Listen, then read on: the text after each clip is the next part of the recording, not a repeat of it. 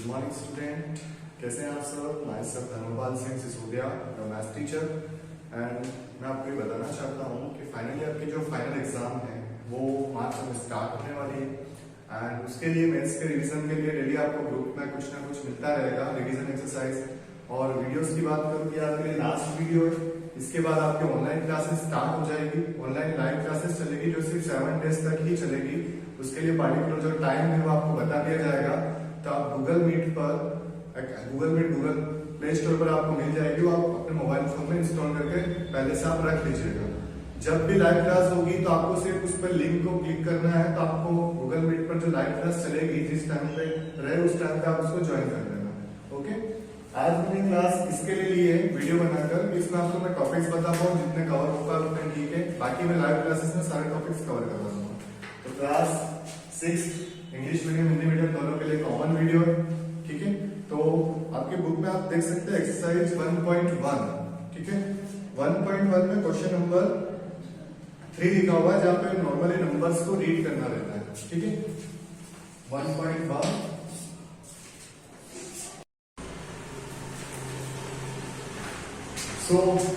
इस क्वेश्चन के अंदर आपको नॉर्मली कॉमा लगाकर काउंट करना है कि नंबर में कहां पर आप कॉमा लगा सकते हैं। 8 के बाद कॉमा लगेगा या 7 के बाद कॉमा लगेगा, ठीक है। तो सबसे पहले आपको नंबर को रीड करना चाहिए।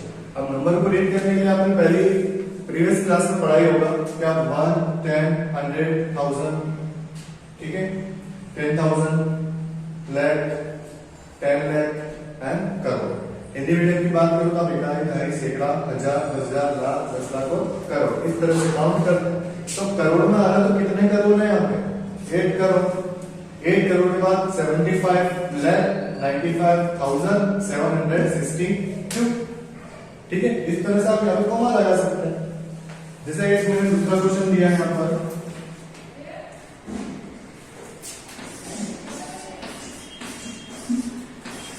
ठीक है। ये आपकी बुक में नहीं है, मैंने एटलीस्ट ऐसे एग्जाम्पल में दिया। इसको आप काउंट करते हैं, ठीक है। 1, 10, 100, 1000, 10,000 एंड लाख, ठीक है। कितने लेकर आते हैं यहाँ पे? 8 लाख। और 8 लाख 10 लाख के पहले क्या आता है? 10,000 में आता है। तो कितने थाउजेंड हो गए यहाँ पे? 54,624। तो यहाँ पर आप कॉमा लगा सकते हैं, ठीक है।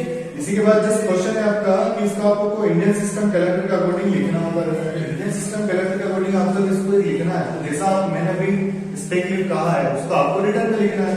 8,54,624 या 8,54,624 एंड 8,75,95,762, ऐसा आपको हिंदी में स्टेटमेंट लिखना है। ओके, तो 1.1 में ये वाला टॉपिक आपको क्लियर करना है।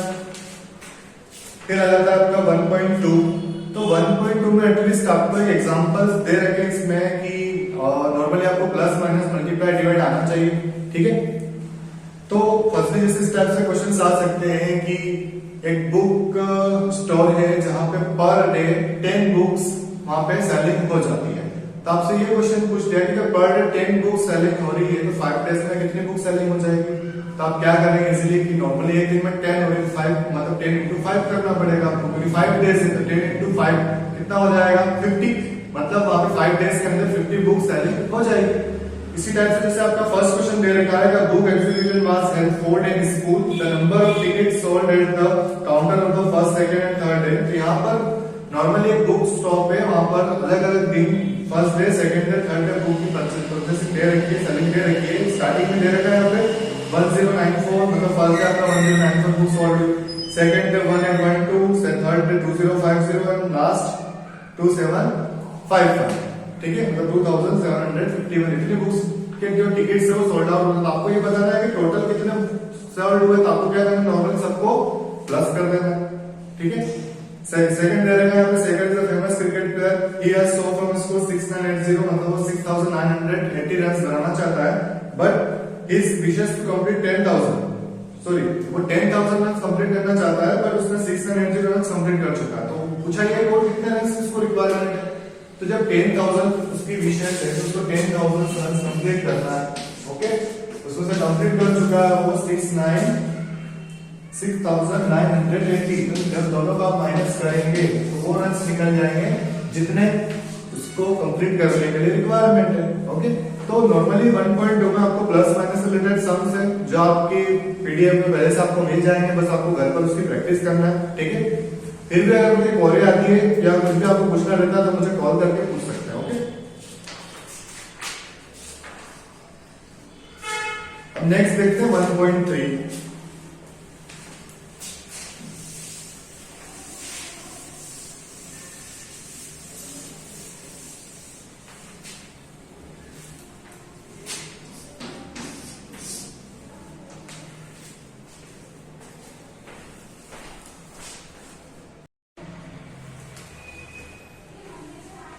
तो आपकी एक्सरसाइज है 1.3 जनरल रूल, जिसको हिंदी में कहते हैं व्यापक नियम, ओके। तो आपकी जो अभी तक असेसमेंट एग्जाम्स हुई थी उसमें नॉर्मली मैंने इस टाइप के क्वेश्चंस दिए थे 738 एंड 998।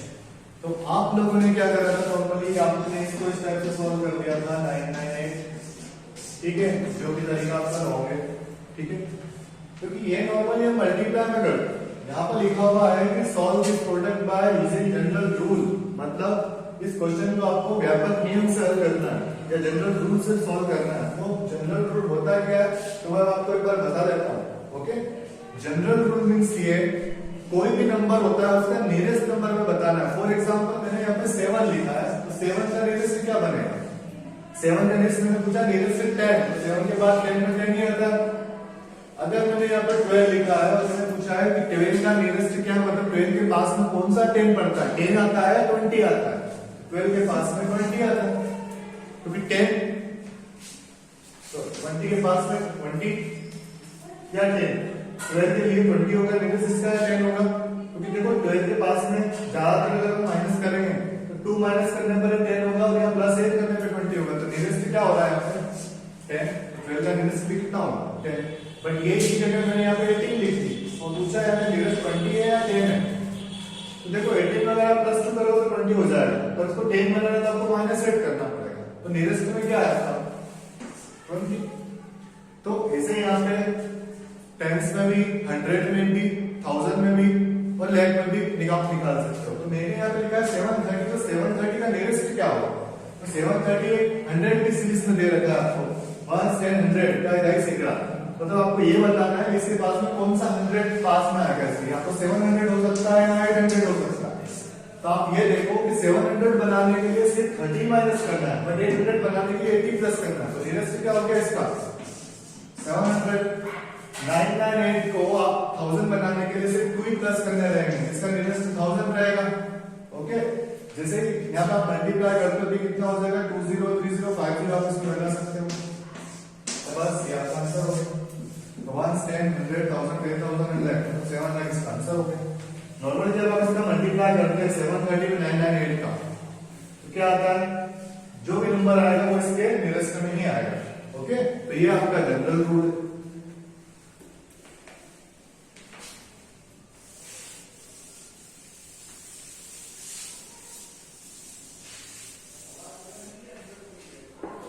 नेक्स्ट जो आपको रिवीजन के लिए करना है वो करना है प्रोडक्ट। जैसे हम यहां पे मैंने लिखा है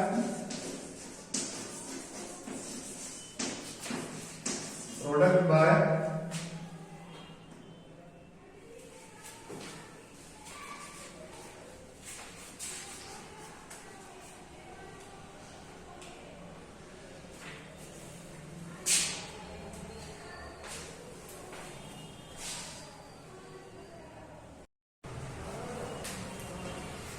So next exercise है आपकी 2.2 question number 4 find the properties using suitable rearrangement या यूजिंग प्रॉपर्टीज, ठीक है।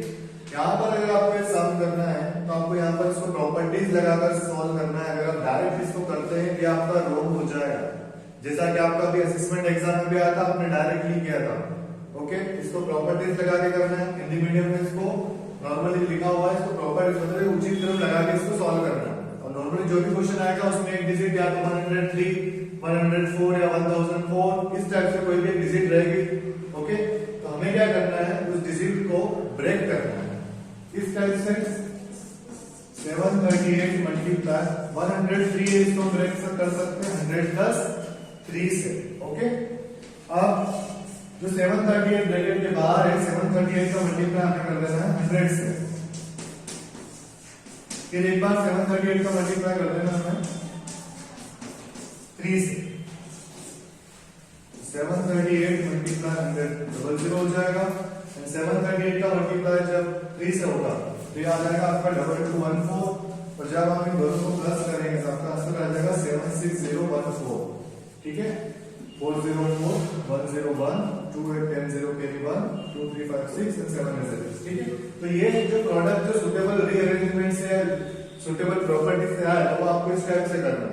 यहाँ पर अगर 1006 आ जाता तो यहाँ पर आपको इसको ब्रेक कैसे करना था, 1000 प्लस 6 है, और ब्रैकेट के बाद जो भी डिजिट्स आए उसका इसमें आपको मल्टीप्लाई कर देना। ठीक है, अगर 100 से कम हो तो माइनस कर देना। सपोज एग्जांपल ये 99 हो तो यहाँ पर क्या हो जाएगा 100 माइनस 1।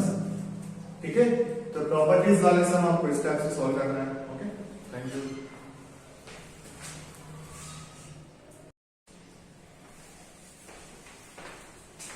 सो रिवीजन एक्सरसाइज में आपका नेक्स्ट टॉपिक है 2.2 क्वेश्चन नंबर 5। ठीक है, बुक आप सब लोग सामने रखकर इस वीडियो को समझिएगा, क्योंकि यहाँ पे मैं क्वेश्चंस को नहीं लिख रहा हूँ बिकॉज टाइमिंग बहुत कम है और आपकी एग्जाम आने वाली है, और क्वेश्चंस के लिए मैं अपना भी टाइम वेस्ट नहीं कर सकता। इसके लिए आप अपनी बुक को सामने रखकर इसको समझें। ओके, तो क्वेश्चन नंबर 5 आपका दे रखा है कि taxi driver field his car petrol tank with 40 litre of petrol on Monday. मतलब कोई टैक्सी ड्राइवर है वो मंडे के दिन अपनी कार में 40 लीटर पेट्रोल डलवाता है। The next day he filled the tank 50 litre. Next day वो उसमें 50 लीटर पेट्रोल डलवाता है, फिल करवाता है। तो आपको ये बताना है कि द पेट्रोल कॉस्ट 44 पर लीटर। ठीक है, अभी तो फिलहाल 95 है। ओके, तो आपका यहाँ पे कॉस्ट 44 रुपीज पर लीटर है। How much did he spend in all on petrol. मतलब आपको ये बताना है कि उसने टोटल पेट्रोल पर अपने कितने रुपए वेस्ट किए या इन्वेस्ट किए। सबसे पहले तो आपको ये पता होना चाहिए कि उसने टोटल पेट्रोल डलवाया तो कितना डलवाया।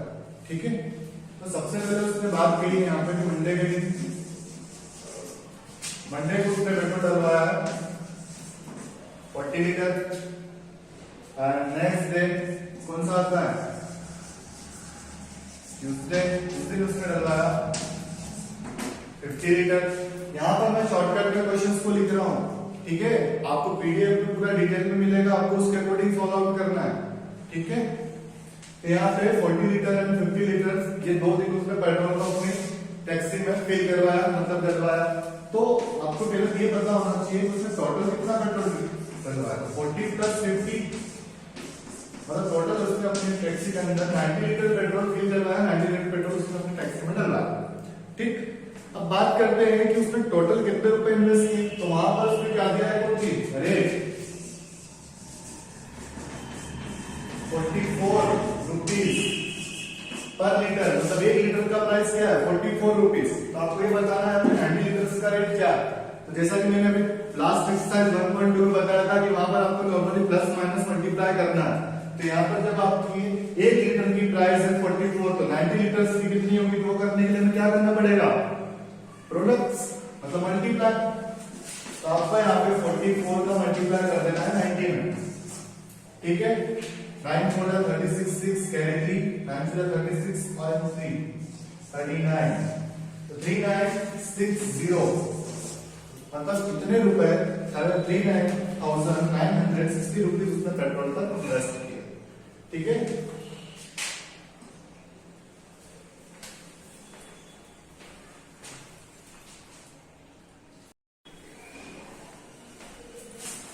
Good morning students, myself Dharmpal Singh Sisodia. And जैसा कि अपन चल रहे रिवीजन एक्सरसाइज में, तो रिवीजन एक्सरसाइज में आपका नेक्स्ट टॉपिक है चैप्टर 3 फैक्टर्स। यहाँ पर एक टॉपिक का नाम है फैक्टर्स, को हिंदी में कहते हैं यहाँ पे गुणनखंड। ठीक है, बुक्स आप सामने रखिएगा।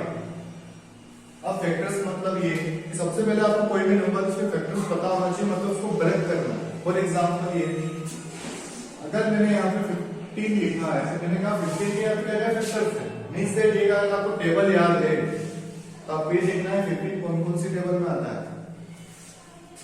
आप देखेंगे यहाँ पे 15 जो है आप 1 में सारे डिजिट्स आती हैं, 2 की टेबल में 15 नहीं आती है, 3 से 3 5 का 15 होता है, फिर 5 3 का 15 होता है।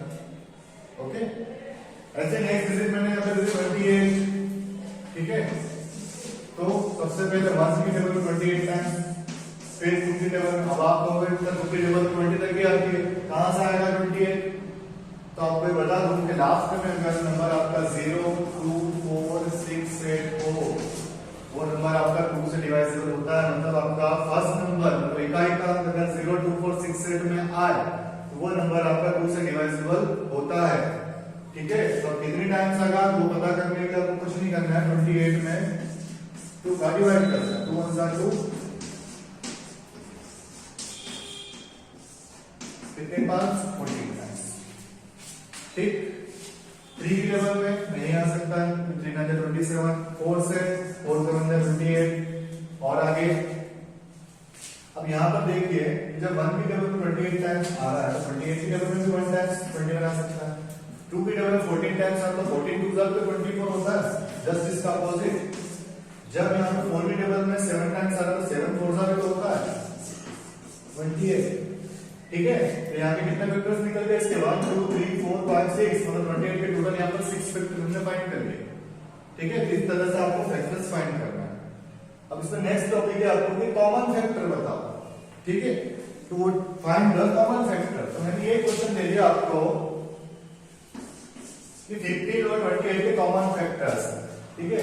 तो यहाँ पर आपको वो डिजिट बताना है जो इसमें भी कॉमन है, इसमें भी। देखिए यहाँ पे 1 कॉमन है, जैसे कॉमन फैक्टर क्या निकल गया 1, 3 कॉमन है क्या? नहीं। 5 कॉमन है क्या? नहीं। इसका नॉर्मली फैक्टर क्या है? 1 ये हुआ। तो कॉमन फैक्टर में जो यहाँ पर फैक्टर और यहाँ पर फैक्टर जो आपका कॉमन है वही आपका कॉमन फैक्टर है। क्लियर? Thank you.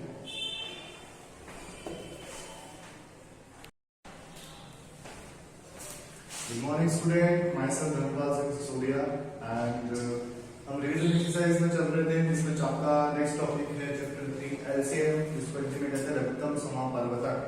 बहुत बड़ा नाम नहीं, इसके लिए आप एलसीएम ही याद रखिए। इसका क्या? एलसीएम। इसका फुल फॉर्म होता है लोएस्ट कॉमन मल्टीपल, जिसमें हमें छोटी से छोटी डिजिट लेना है, मतलब छोटे से छोटा नंबर लेना है।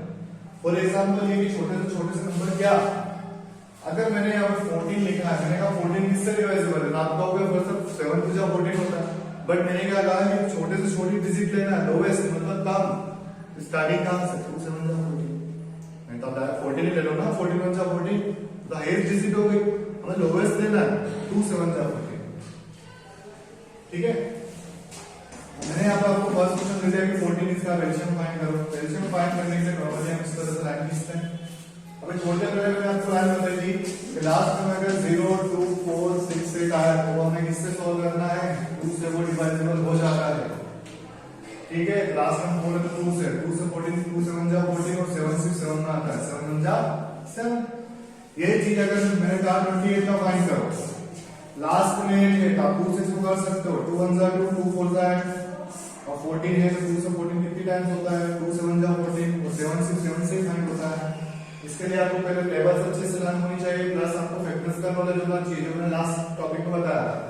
जैसे अब मैंने यहाँ पे आपको नेक्स्ट डिजिट दे दी है 42, अब 2 है सर, आपको यहाँ पर आप पहला क्वेश्चन ये होगा कि सर यहाँ पे 2 से आप करने का दे रहे हैं तो 42, तो मैंने कहा लास्ट में 2 है, 0 2 4 6 8 हमें 2 से करना है, ठीक है। एटलीस्ट हम स्टैंड में 4 देखते हैं, 2 2 जा 4 होता है, 2 है 2 1 जा 2 होता है, कितना हो गया आपका 21 हमारा 3 से होता है, 3 7 जा 21 है, 7 1 जा 7।